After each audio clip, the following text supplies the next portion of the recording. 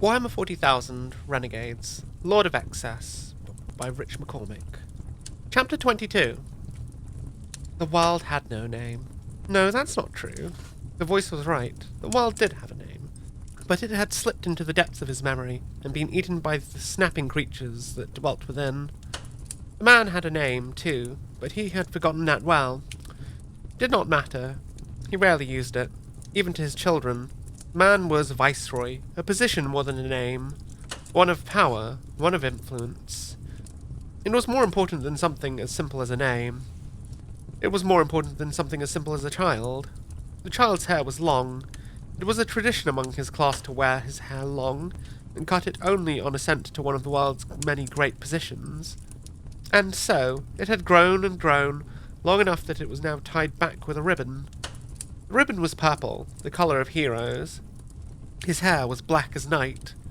The child had seen his brothers and sisters cut their hair as they grew taller, finished their extensive schooling, and eventually moved out of the family villa. The child would not follow. He was the 14th, and even at his tender age, he knew that he would wear his long for the rest of his life. The man was talking. The child could hear him through the floor, pressing a tumbler to his ear to enhance the sound. He had stolen the glass from the kitchen staff, telling them that he had broken it accidentally, and cleaned up the wreckage before they discovered it. It was a lie, but even at his age, the child had perfected the art of subterfuge. Is he strong? He is. The therapies were effective on his siblings. He would never return. As I understand, our house has a rich history of providing aspirants to the Legion. He may not survive the trials. I do not care. I have no need of him. Then it is done. A scramble, to hide the tumbler, to climb back to his bed, to feign the stillness of sleep. The door opened, a crack of light opening the way to the outside. "Get up," his father said. They made a deal, Cecily and Xantine. She had seen the worst of Serene, its violence and its misery, its death and destruction. She wanted nothing more than to simply leave, to disappear into the night sky, and live amongst the stars. He gave her that promise. He told her that, when his perfect society had been built, he would give her what she desired, away off the world of her birth. She did not entirely trust him, but there was no other who could even make such a promise. In return, she gave him power, simple and unalloyed, the abilities of a very rare kind of psyker. Like Phaedra before her, she became one of his muses. It was a grandiose title, but the concept was simple.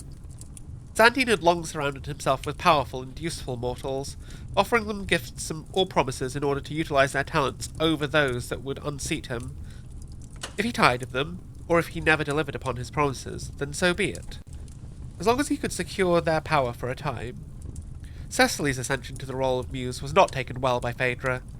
The witch met her with barely disguised contempt.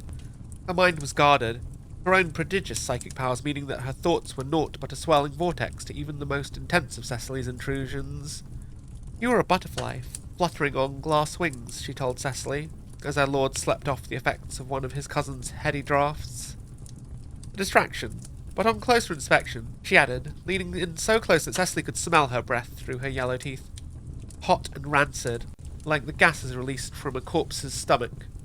You are still an insect, fragile and disgusting." Phaedra stepped back, and made a show of inspecting her manicured nails. They were long, and Cecily knew that each one had been taken from the fingers of other women.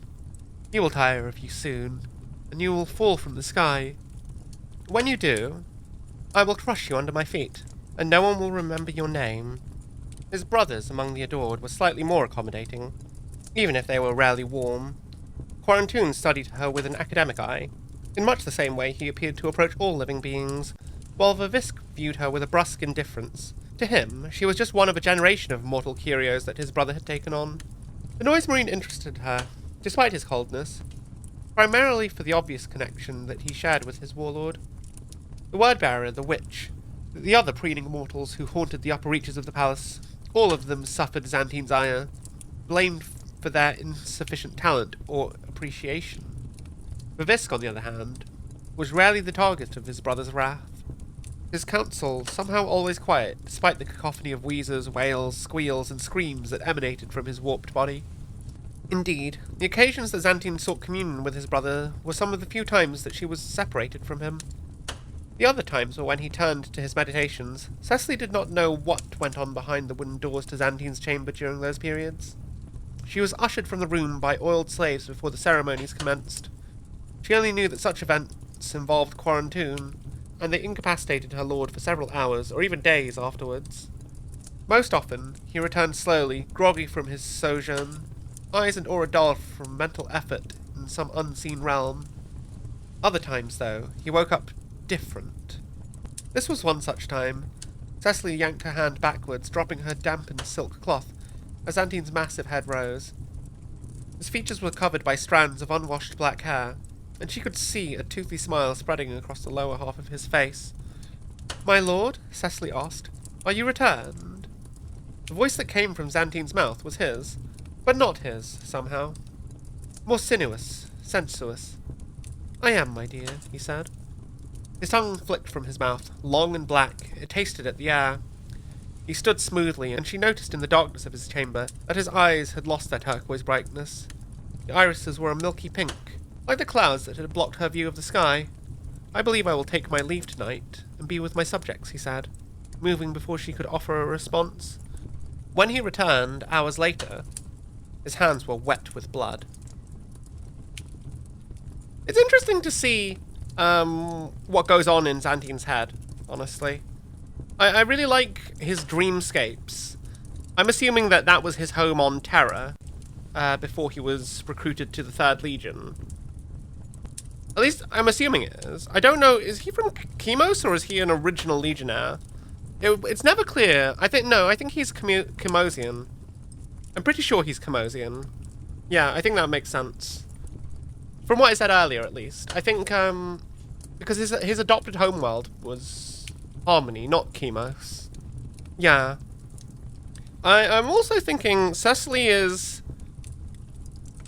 a threat to Phaedra.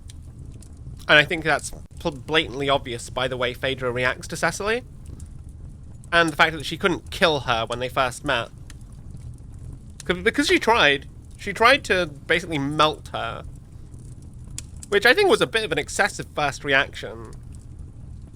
Cecily makes Phaedra insecure, and I think that's hilarious. And I like that. I am curious to see what's going to happen to Phaedra, honestly. Because I think she's obviously fallen out of favour. But yeah. I think it'll be interesting to see just what happens over the next coming things. But it's weird, there's no central conflict, there's no mention of Toricon still being alive, so maybe he's not. Maybe he's not.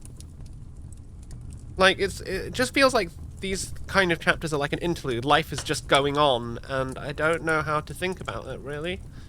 It's just like a reprise, I suppose, after that massive climax in chapter 20. That was... I suppose it's kind of needed to have a bit of a lull after that, but it feels like such a sudden drop-off, you know?